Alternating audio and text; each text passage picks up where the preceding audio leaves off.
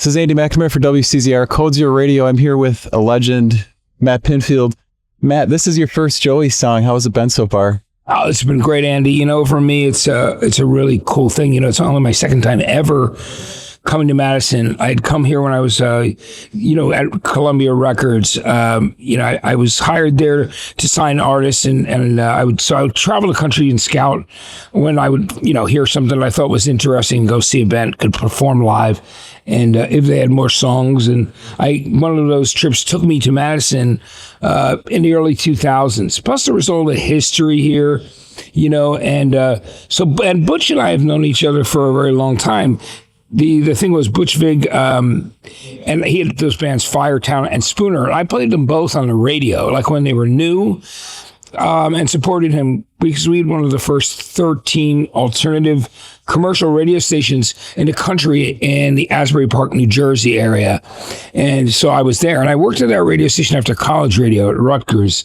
And, and it was funny. So I was the champion of Butch's and Duke's earlier bands from Garbage. And so we'd become friendly and then really got to kind of know Butch after Garbage, of course, because it's funny. Even Shirley Manson's old band, Goodbye, Mr. Mackenzie, I would play, but she wasn't the front woman then. She should have, they probably would have done better if she had. But I was so glad that Butch and the guys found her. Through 120 minutes of show, I ended up hosting at MTV, which was, it was really great. So I've been here before, and I love the city. So it was nice to come back. I've already, on the first day of the first show, went to Strictly Discs, the record store, and hung out with the guys there. They were just really good guys, and I bought some records. I like to go to any city I travel to. I like to go to the bricks and mortar record stores and buy something and support anybody who is trying to keep vinyl or music stores alive, which is so important. So I'm going to go back there today after rehearsals and then go to another record store in town. So I'm going to hit a couple record stores. There's another one too that Butch would recommend. I think it's called Mad something. Is it? I can't remember, but I know that one of them, B-Sides, great name, but it doesn't have any singles. So I'm looking for 7 inches. So which is kind of, yeah. You've been in the industry so long. Do you have a large record collection? And are you still actively listening to the vinyl you buy, or is all the time? I mean, yeah, I do. Because for me, buying vinyl meant listening to it. Even though I've amassed so much of it, I will die before I could ever listen to even a small percentage of it. But I was always a guy that when I was a young kid growing up, I came from a family, we were working class. My dad was a school teacher. So when I wanted records, I had to mow lawns, deliver papers, do any kind of odd job I could to buy records as a kid growing up. And, but that was like, I was so hungry for music, and it's because it's so different today where everything's right at your fingertips and you can find it. Most things are on streaming, but there's a lot that isn't still, unfortunately. But and licensing comes and goes. But I will say, I still listen to my records on a regular basis. I have a rig set up in my living room with 2 turntables, in a coffin case like they are in a mixer, and 2 speakers that are kind of literally on the wet bar of the kitchen between the kitchen itself and where the living room is. So it's, so I put on records pretty regularly for me. And, I do so much radio. I'm on the radio 7 days a week in Los Angeles, and then I have a syndicated show. I'm on 2 radio stations in LA. The really cool public one, which is KCSN. People can stream that anywhere too. It's called the SoCal Sound.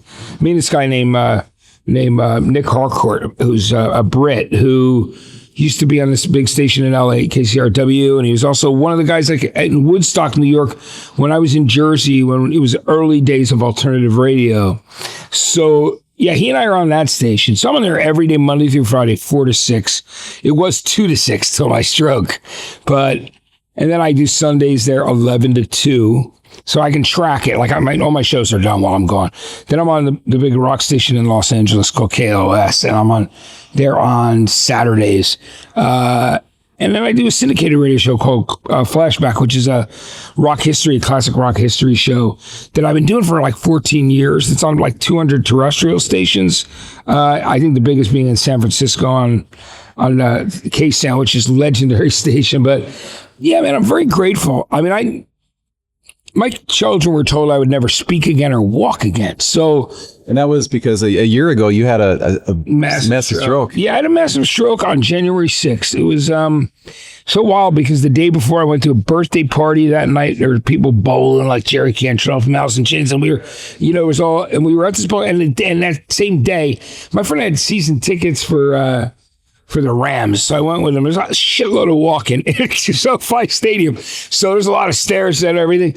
But on the Saturday before the stroke, there was a guy who signed like Ugly Kid Joe and a bunch of other bands, but he grew up with the two brothers from Stone Temple Pilots, Robert and Dean DeLeo, who are from Jersey. So like I know them. I was the first guy to ever play them on the radio when they brought me the long box. You remember the old long boxes and cardboard and of Core, the first SDP record. And Dean DeLeo drove up the dirt road to the radio station on the Jersey Shore that I'd become, music director, then program director, doing both. But I'd worked there for years before when I wasn't one of the manager people. So I went from college radio to doing weekends there and I spun in nightclubs. So I DJ, speaking of DJ, playing records, I DJ'd at alternative, clubs, punk and alternative, like new wave dance clubs. You know what I'm talking about. They stopped calling it new wave as the time went on, but it was, it was the stuff that started with like the Smiths and Depeche, all that stuff. Yeah, it's amazing for me. The stroke, I'm so grateful I survived. I have two daughters, both adults, different moms. I love my kids. I'm glad that, I think one of the most horrifying things is waking up from a stroke and realizing that your children, my mother, who was still alive till this summer, all being told that you're going to die. I mean, the thing was, I got this thing called MRSA pneumonia, which kills 85% of the people that contract it in the hospital. First, I thought it was like 50%. And then another medical professional said, no, 50%. They go 85%. I'm like, okay, pretty, so the odds were against me to survive. And, the MRSA pneumonia, like, turning yellow in the hospital, according to my friends, and my lungs were just filled up. So on top of the massive stroke, which is caused by a blood clot that shot from my heart because I have AFib to my brain. And it was weird because I remember leaving. I was, there's a drummer, Johnny Tempesta. Now he's in the Cult. I know Matt Storm's here, who was in the Cult for a long time too. His dear friends. I was at Johnny's house. I was helping him with something with his computer. And literally, I looked at him and I said, Johnny, because he lives in the hills. So there's some serious rock walking to get up to where he was. And I was in great shape, when I had the stroke. So it was weird. I got up there and I looked at him and I said, Johnny, I feel weird. I just feel weird. And that's as far as it got. And then I guess I collapsed. Oh. And his neighbor came and they said I was like dead weight, like because, because of, like that. So they lifted me up and put me on the couch. And then at one point, I think I was trying to get up, but I don't really remember everything. But I do remember that I looked at them and I said, you should call my girlfriend because, my girlfriend had just dropped me off and she turned around and came back and she got there and she said to them, she said, hey, guys, have you guys called the ambulance yet? And they go, no, Matt, he told us not to. And she goes, fuck that. Call the ambulance. No, he's got to. So she rode up front with the ambulance and some other friends of mine met her at the hospital. And that's all I remember is getting in the ambulance and pulling off from Johnny Tempesta's house. And then the rest is 2 months of basic coma, being fed through a tube. And the odds that I wasn't going to live were just, that's what they told everybody. My old bosses were there in the hospital from MTV, my boss from KLOS, the big rock station in LA. And then, of course, my family, they told my one daughter and her mom, who were, down there on the East Coast, down south, they said to them, you got to come here if you want to say goodbye. Even though I was in a coma, so I couldn't really, I was not conscious, but they flew out regardless. So both my daughters were there. And then, it was one of those things where 2 months later, I woke up, I was talking about The Clash. You know, like when I came out of the coma, which was really wild because it was like, for some reason, my brain was focusing on Whiter Shade of Pale and the connection between that song and Guy Stevens, who produced London Calling, who also worked on that. And you know how he was an A&R guy who named Mott the Hoople, named Procol Harum. So he was this very interesting British music guy. And for some reason, that song was on my mind. And of course, the Clash were one of my favorite bands, and it was great because when I came to and I was in the second hospital, I got a text from Mick Jones of the Clash, Paul Weller from the Jam. I'd always loved these bands, like those bands. So Paul Weller in England had posted something about so there was a beautiful outpouring of love. But I stayed off social media for almost 4 months because it was just so overwhelming to come out and just everything, like find out that I was basically tipped to not survive. And that was the narrative that was out there, because a lot of times people couldn't get information. They were keeping things very close to the chest. But, and I never really went back and read any of that stuff because A, I don't have time. B, there was all kinds of drama involved. So it was, but now, it's like, I'm so grateful to be here. And that was really it. So when I woke up, I was hungry, number one. I hadn't eaten in 2 months. So my friends were like, I'm like, dude, get me some ice cream, bring me some sandwiches or whatever. It was so funny because people, they all kind of joke about it now because everybody's happy that I'm alive. But, my one friend, I love this, my favorite diner in Burbank, California, he brought like this chicken from there and this stuff. And they were like, dude, you can't be feeding them this stuff. And I, of course, totally said, I ignored it, said that, and I ate this chicken. And they were like, dude, they were saying he could have died. He just he's about a tube down his arm for like 2 months. And I was fine. And they were also trying to tell, my friend always jokes with me, he goes, they're trying to tell me, oh, you're the ginger, you feed you a spoon. I'm like, he can use a straw. My friends knew that. I'm like, no, I was like, so I love the fact that they kind of overrode that ultra caution. And I was fine, but it took me a long time. I mean, I have the residual issues are that I don't have feeling from my right leg, my foot to my shoulder. So it's but because the brain is such a really amazing thing, I'm still able to walk. And I work around it. It's like everything. I had to relearn how to button shirts and pants because just the use of your right hand. So I'm a left-handed guy. But I realized I spun vinyl at a place in Vegas when I give tours to the Punk Rock Museum like every 6 months. I'll do a whole weekend of tours in Vegas, the Punk Rock Museum. And so I DJ'd, and it was pretty amazing. But there'd been little victories, things like, when I realized I could clap again, because I went to see 2 movie premieres. I mean, documentary things. One was on the Sunset Marquis, that hotel in Los Angeles. The other one was on the band Failure, and who are my friends who I've always loved from the 90s. And so I went to both of those and I couldn't clap at the end of the movie. And and all of a sudden, 2 weeks later, I'm on stage. I bring John Fogerty on stage because I always loved Creedence from the time I was a little boy. And so I was honored to be asked to introduce John. And I went back and hung out with him for a bit before the show. I brought him out at the Hollywood Bowl, which is, of course, the legendary venue, Beatles to everybody else. And it was just a beautiful moment all the way around, coming full circle from my childhood. But I was on the side of the stage after I introduced him and the show started. I looked at John Fogerty's daughter, Lindsay, and I went, holy Lindsay, I can clap again, which was amazing. Like, oh, it's like victories like that. But yeah, I got back on the radio after 5 months. I mean, I could have done it sooner.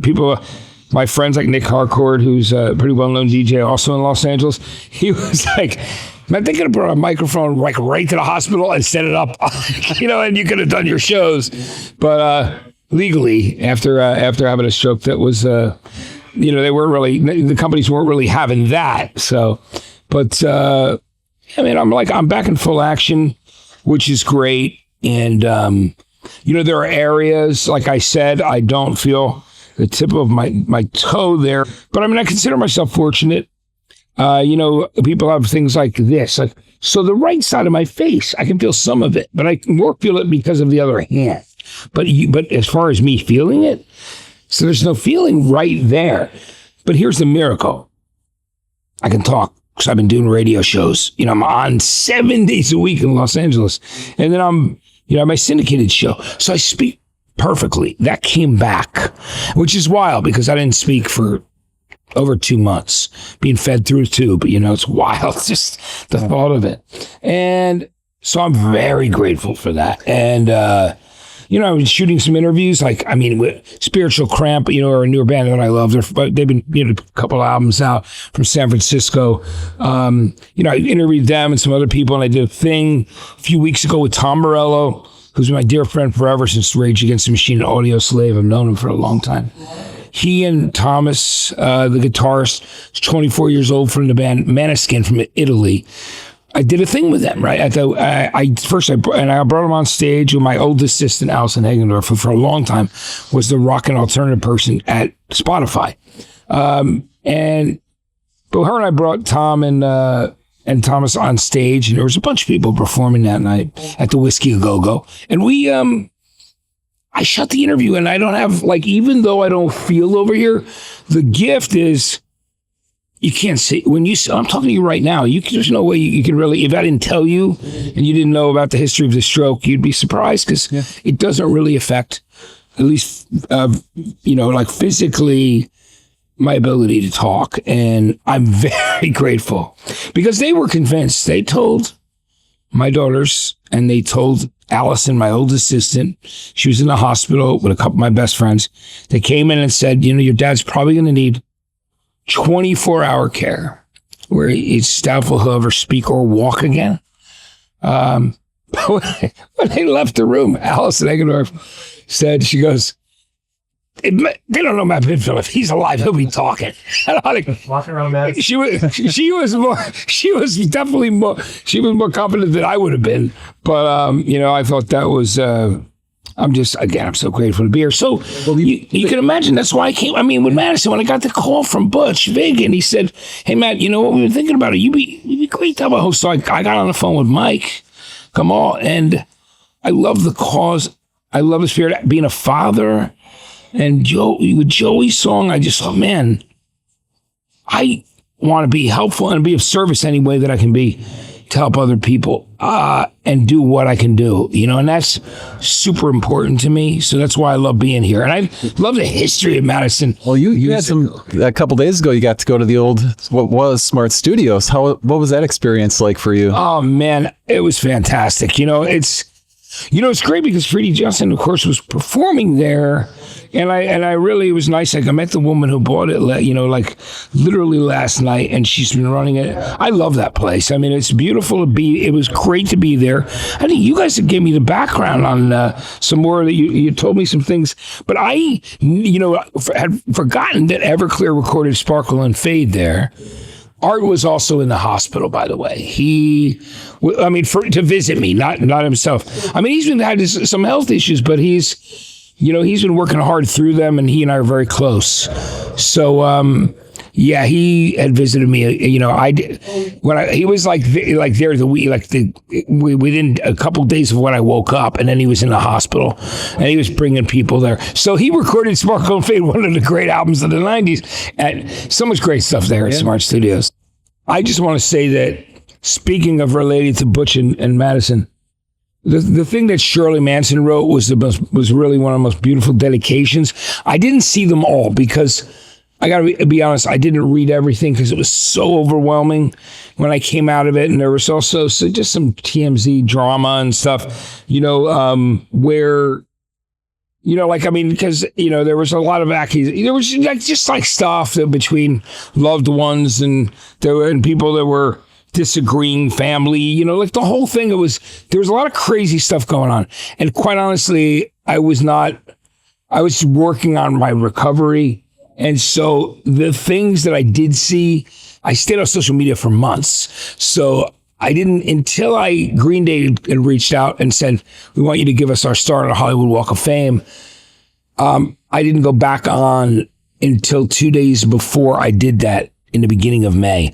So when I woke up in the beginning of March, end of February, I wasn't on social media, but my friend had come to the hospital, showed me what Shirley Manson wrote, and it was the most beautiful thing. It was just an incredible thing. And then I got a text from Mick Jones of the Clash, as I said, and then someone showed me what Paul Weller wrote, because I was a huge fan of the Jam and the Clash, all that stuff growing up, so many things.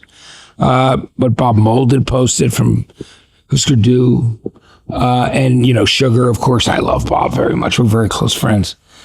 So, and the people that came to the hospital, you know, like Mike Ness from Social Distortion would be in there, and he'd bring me some food and come sit with me for hours. Like a lot of my friends, you know, there were a lot of really great people that came around through the music world, and they were bringing guitars. I was unconscious, but they were figuring that, you know, maybe some of the music, so they were playing, they figured out something, which is, I still have no memory, of course, of this, but they were playing like some of my interviews off YouTube and stuff, like, jog your memory. And they were trying to, while I was unconscious, like, and they figured out a way to hook it up somehow through one of the monitor things. It was like bizarre how they did it. I don't know. I'd have to ask again, but it was, I just heard all this stuff at post when I was conscious again. But it was massively overwhelming. But the outpouring of love was beautiful. And I know it's so weird because you have to understand, like, I almost died. I've had my battles, you know. I'm pretty openly in recovery. So I've had my struggles with alcohol and drugs over the years, you know, because I came up in a era of, you know, we didn't know the dangers, but also I DJ'd in nightclubs for years and bars. So drinks were free.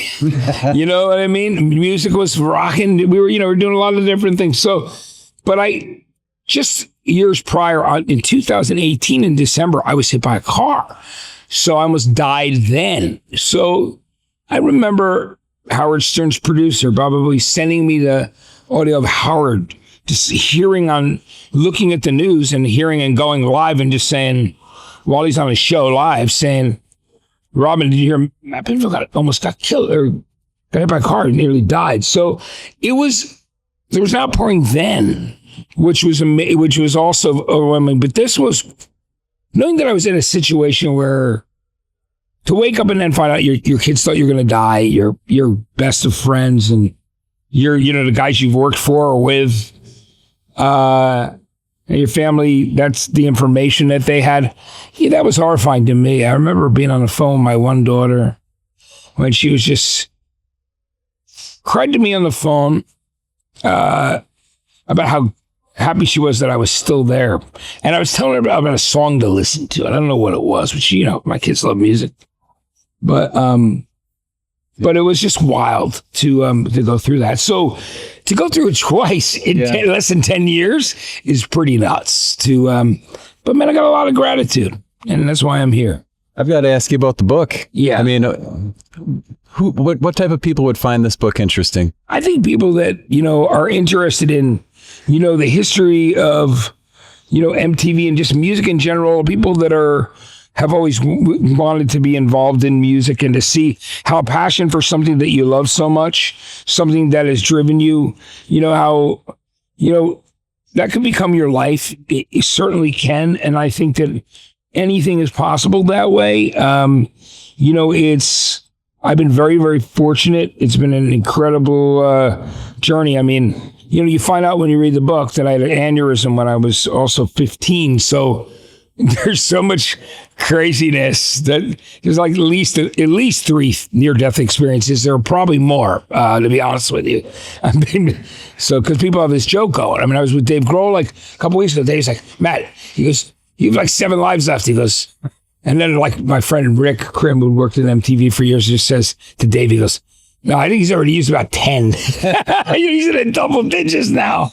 But yeah, it's I got a lot of gratitude. I think people would like the book because I think it's an interesting journey. I wrote the book in 2015 and 16. It came out in 16 in September.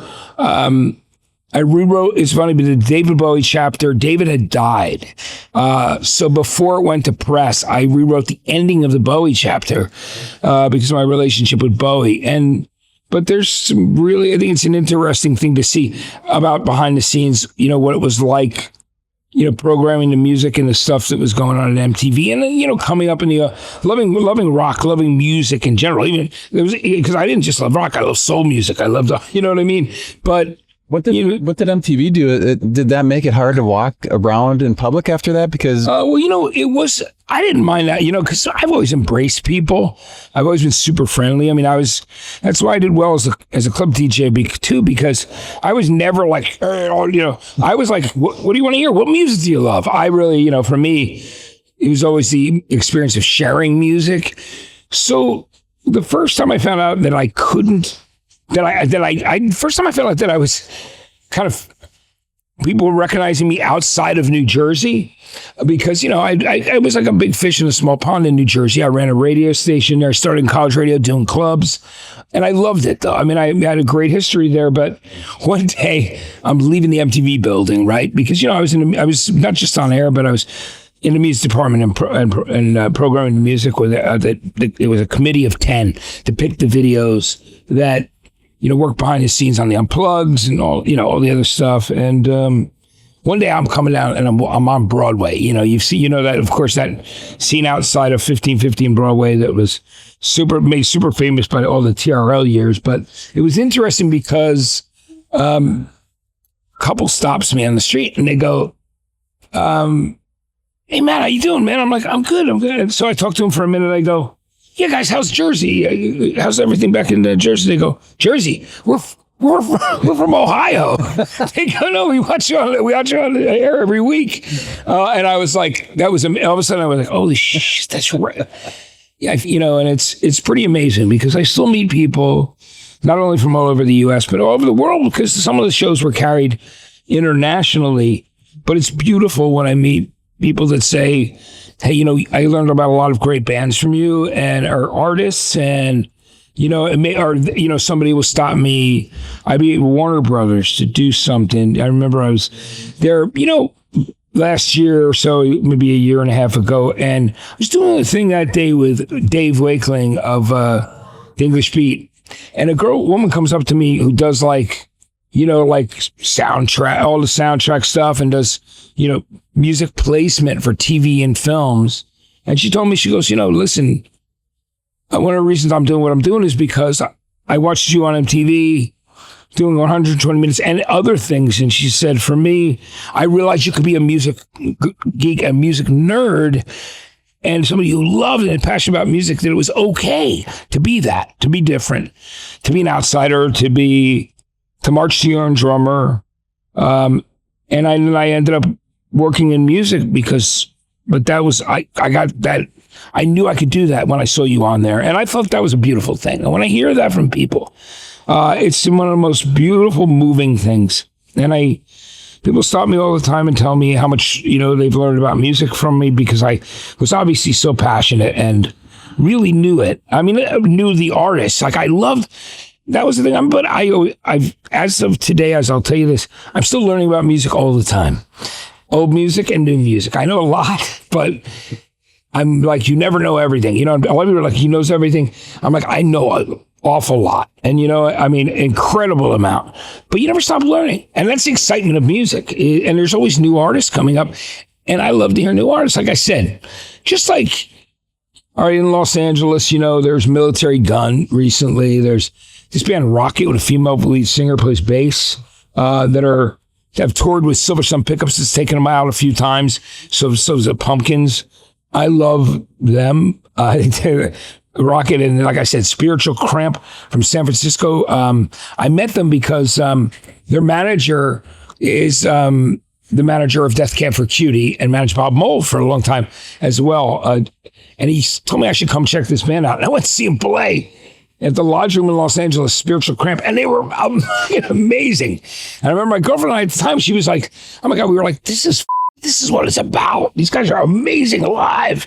And they were just so exciting and so cool and fun and truly alternative. And I enjoyed that about them. And they just have a new record out called Rude. And, they have a duet on there with Sharon Van Etten, which is cool. And just like, I'm looking for new music all the time. So, it's wild. And I have stories like that go on for years. Like, helping people out, like, when nobody cared or knew who they were, like Nathaniel Rateliff, who would I remember, having him on my CMJ, his band Born in the Flood, and then going to do a documentary for music in Denver there. And a guy died in front of, a guy who was working the jib for this camera, for this documentary shoot, died in front of me and Nathaniel Rateliff. It was the wildest thing ever. We're like, and I was still drinking then, so it was like, we were both like, we gotta go drink. It was just so wild to see this nice gentleman who he'd worked with for 2 days on this stuff. He just collapsed. And then we talk about me collapsing. You're just like, wow, life is precious, This is kind of I don't know if you ever have answered this question, but can a bad band name wreck a great band?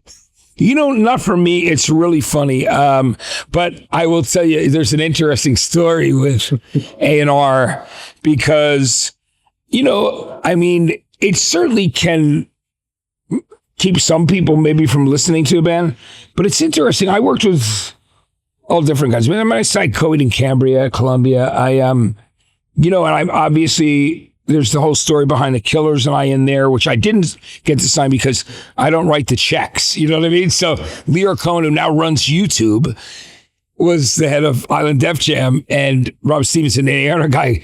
Leo was like, put the Killers in the car, and then had him come do his brownstone in New York. I was like, what do I got to do to be in the Killers business? So there was no way they weren't going to sign with him, even though it was between me and them. And, but I did get that great song, which is the name of my book, all these things that I've done that I inspired Brandon Flowers to write that song, and I've kept a long relationship with them. And I talk about in the book how because I wear different hats, because I still do that. Like I play music and program music at radio all the time. And I remember there were some people at the label that were saying to me, "Oh, that band didn't sign you." He goes, "Oh, those guys then." And I'm like, no, those guys. I love their music. And you know what? I wear different hats. I'm here to sign bands. I work with bands and oversee making of records, but I'm not. Those guys are cool guys. So I actually took the Killers out for I took them out to dinner to congratulate them on their deal, which I don't know that my bosses would have thought that was the coolest thing, but I didn't give a shit. I didn't expense account. Back then, it's a different world now, right? But because it was just important, and I've had a relationship with them ever since. But I watched the Killers play Mr. Brightside and Smile Like You Mean It in their garage, like in Ronnie Vanucci's garage. They had blankets on the wall. I sat on a washer and a dryer and watched the Killers do these great songs. And they weren't great live yet. They were getting, they were still honing their craft, because then they did a showcase in New York. And I remember one big agent going, you can keep these guys. And I'm thinking to myself, but the songs are great, man. They'll get better live.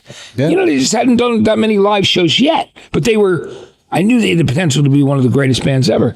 But to answer your question about band names, I signed this band called Crossfade, who had a massive mainstream rock hit called Cold, which had a rebirth a couple of years ago because of TikTok. And that song was the number one active rock song of the year that it came out.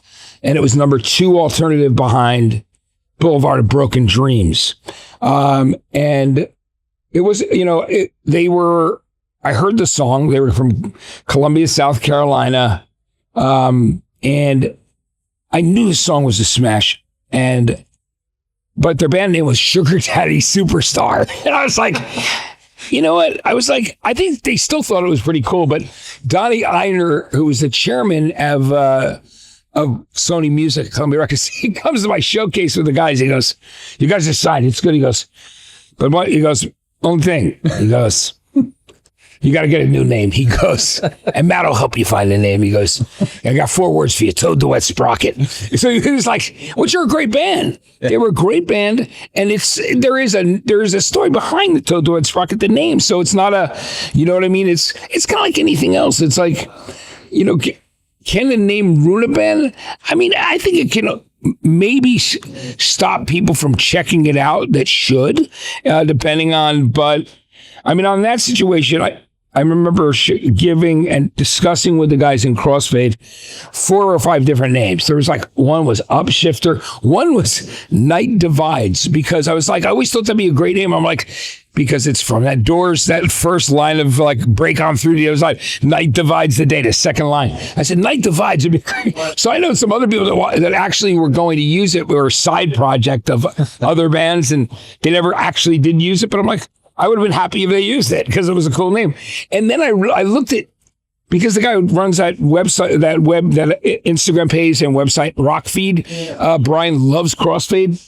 I found somebody in my storage, I had found a couple tracks that were being mastered off the Crossfade record, where the band was called Upshifter for a minute. And I think that's because we hadn't agreed or decided on the name completely. So I had that list of names. I'm like, okay, we'll call them Upshifter for this week. And until they decide. So to answer your question, it's a long way around it. A band name is very, very important, I think.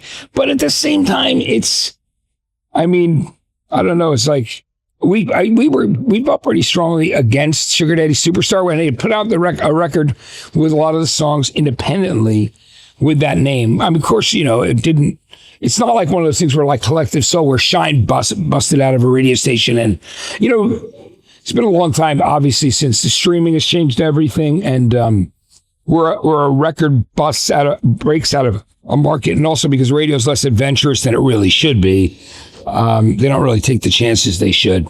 And I think that's one of the biggest mistakes. But, yeah, I mean, when's the last time an alternative record had broken out of it? Really broken out of because a guy on a radio station played that song, and it became, it would be like AWOL Nation, Sail, because it wasn't a single, you know what I mean? And all of a sudden, the guy in Austin, Texas started playing that album track.